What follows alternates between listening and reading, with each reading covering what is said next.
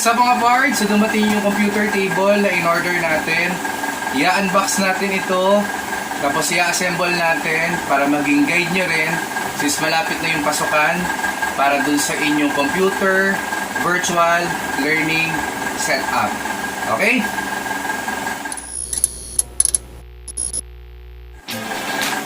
So, unbox natin siya mga pards. Kuha tayong cutter. Ayan. Yung size ng table mga pards is 60 by 37 by 72. Meaning to say, yung lapad niya is 60 cm. Yung haba niya is 60 cm. Yung lapad niya is 37 cm. Tapos yung magiging height niya is 72 cm. Okay?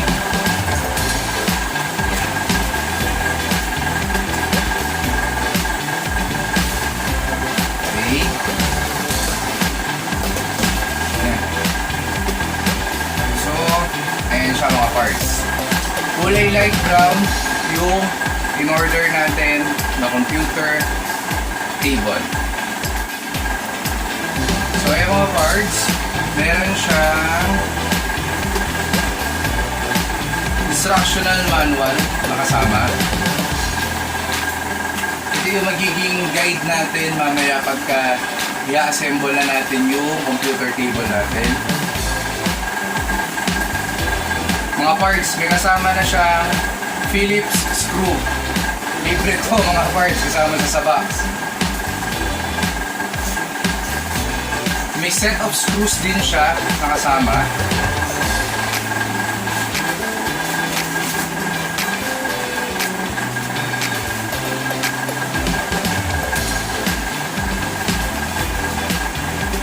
And yung pinaka table natin. Tatanggalin ko lang mga parts doon sa box para at least i-assemble natin.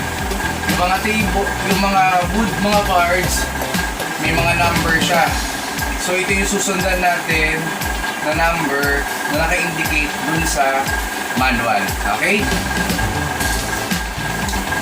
So ayan mga parts na tanggalan natin sa box yung wood o yung pinaka magiging computer table natin na i-assemble natin. So yung material niya mga parts, it's laminated wood. Ang first thing na gagawin natin is i-double check natin yung mga wood kung kompleto bago natin i-assemble. Check natin yung mga parts na kompleto. Okay?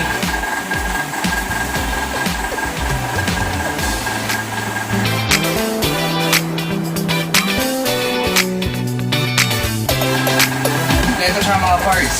Simulan natin na i-assemble yung ating computer table.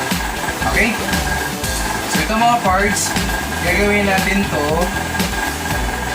with the help of yung manual na libre. Ito yung instructional manual. So susundan lang natin ito. Ito yung magiging guide natin sa pagbuo ng ating computer table. Simulan natin mga parts. And don't forget pala mga parts na i-double check din yung mga screws kung kompleto para at least ma-assemble natin ng tama yung ating computer table. Okay?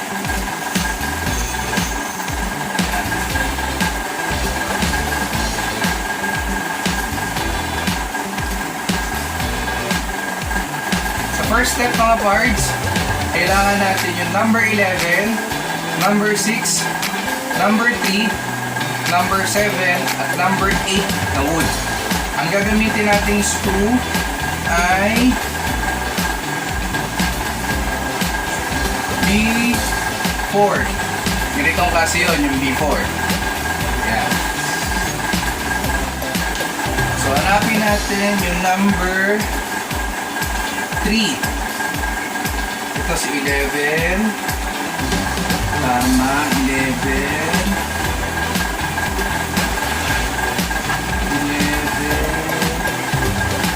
Number 3.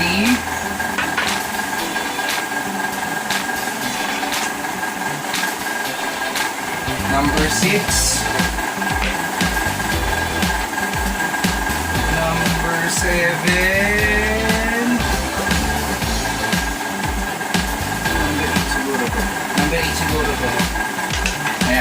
So, i-assemble natin mga parts.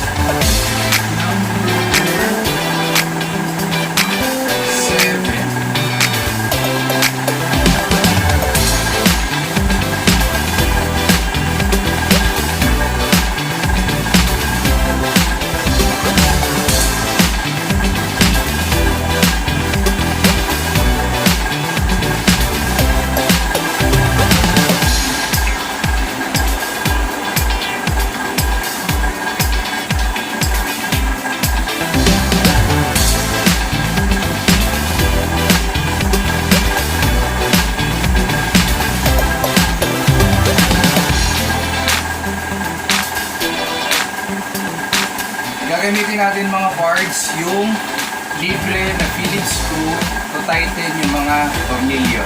Okay?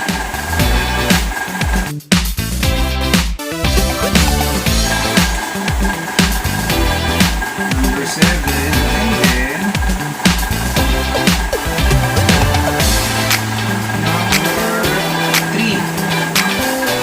number 3.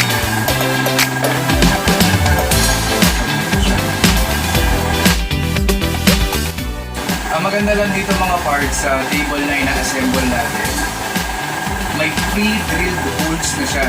Meaning to say, may mga butas na yung laminated wood. So, i-assemble mo na lang, susundan mo na lang yung number ng wood tsaka yung pinaka-butas niya. So, para ka nag-assemble dito parts na Lego. Ganyan. So, yan na siya mga parts.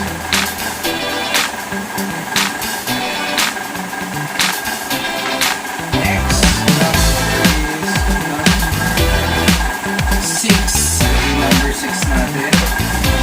Para natin siya.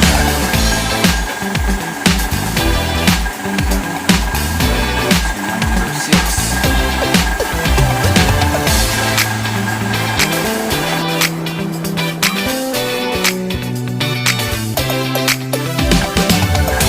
So, ito na siya mga parts.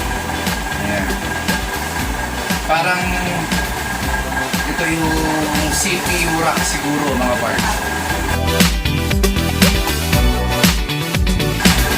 Ayan. And then number 8.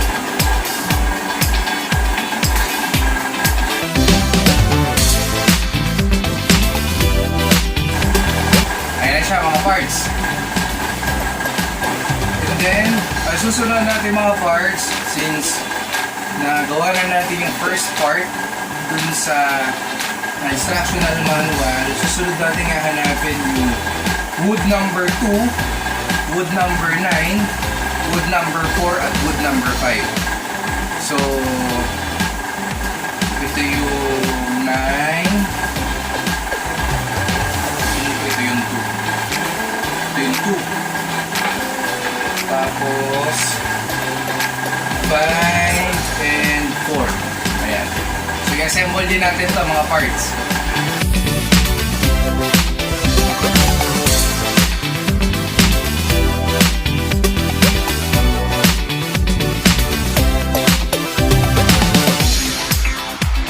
Baliktad mga parts.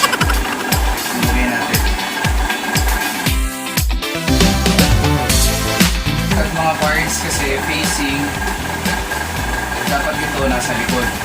Itong part na to dapat nasa likod at nasa harap dapat yung part ng light brown. So tanggalin natin ulit tapos kapit na lang natin.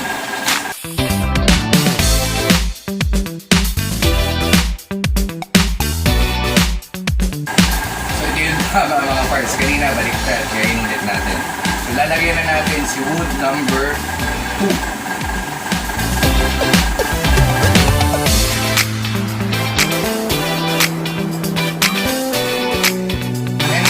Ilalagay na natin si wood number 4.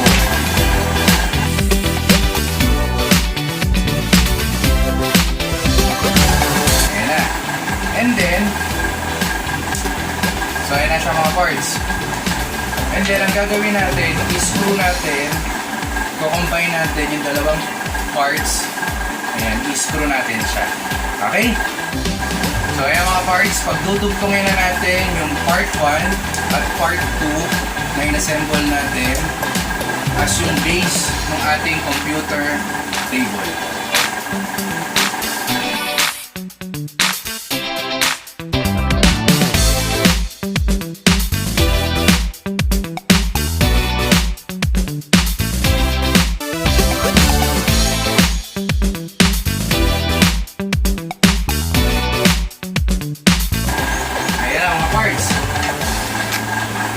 Tapos na yung pinaka-base ng ating computer table. Ang ina-next natin is ilalagay natin yung mid support niya and then yung tabletop niya. Okay? So, kunin natin mga parts yung number 10 na wood na ilalagay natin dito sa mid support niya. Tapos, i-screw natin. Okay?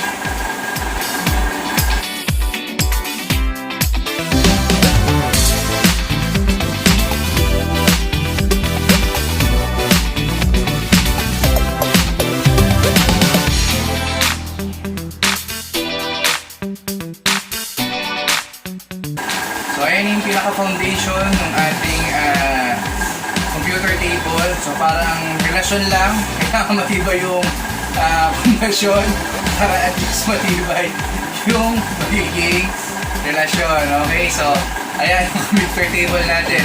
Ang susunod natin na ilalagay is yung pinaka-tabletop natin. Okay?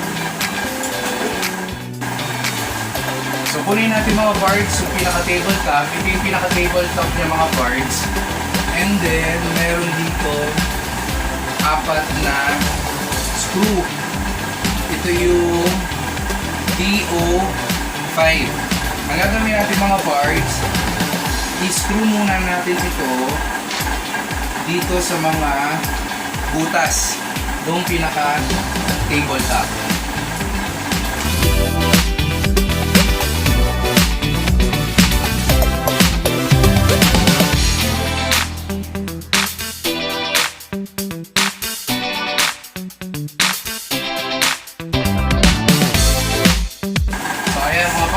Nakabit na natin yung screw para doon sa table top natin, okay? Since nakabit na natin yung screws para doon sa table top natin, tatabi muna na natin ito sandali. Ayan, and then kunin natin ulit yung pinaka-foundation o yung pinaka-computer table base natin. Kasi ilalagay natin sa gilid dito 1, 2,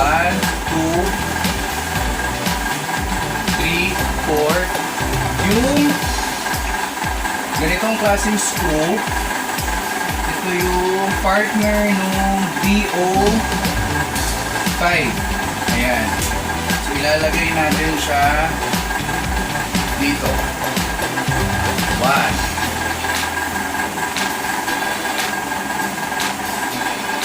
2, 3,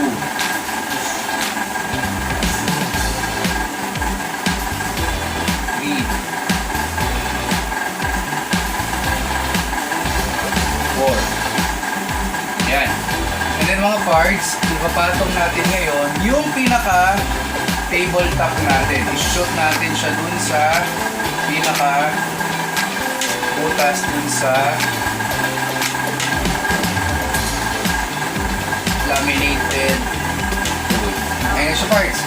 So ang gagawin natin ngayon mga parts na next is ita-tighten natin yung screw para at least kakapit na siya o didikit na siya sa pinaka-foundation natin.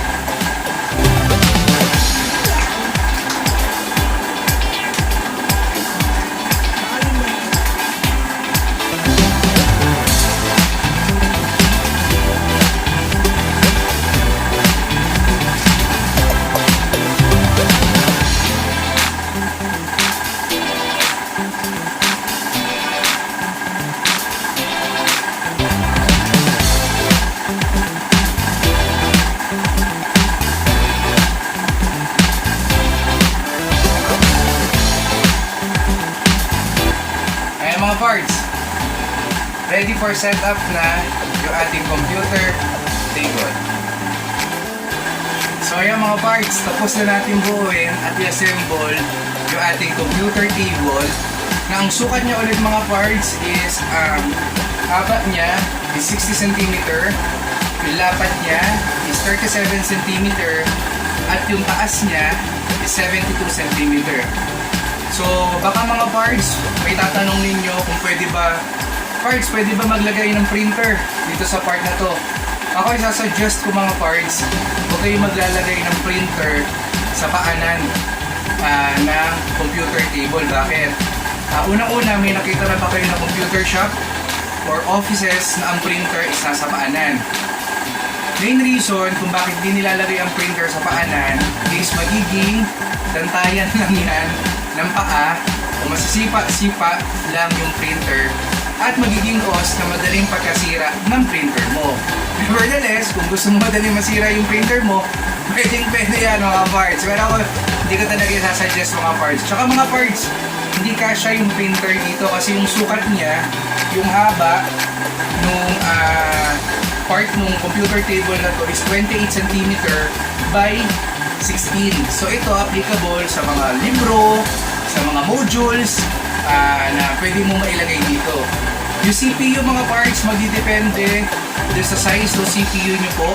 Yung CPU niya is, yung length niya is 22 cm by 23.5 cm. So siguro naman kung slim type yung CPU nyo po, kasyang-kasya yan mga parts. Or kung yung mga typical na CPU, feeling ko naman standard na CPU box, kakasya siya. Okay? So maraming salamat mga parts sa pag-join sa pag-assemble ng ating computer table. I really hope na nakatulong sa inyo yung video natin ngayon. Ay malapit na yung pasukan. So kailangan ng mga estudyante ng mga computer table para sa kanilang virtual learning setup. So maraming salamat ulit mga parts. So kindly like, share, and subscribe yung ating channel. And always keep safe mga parts.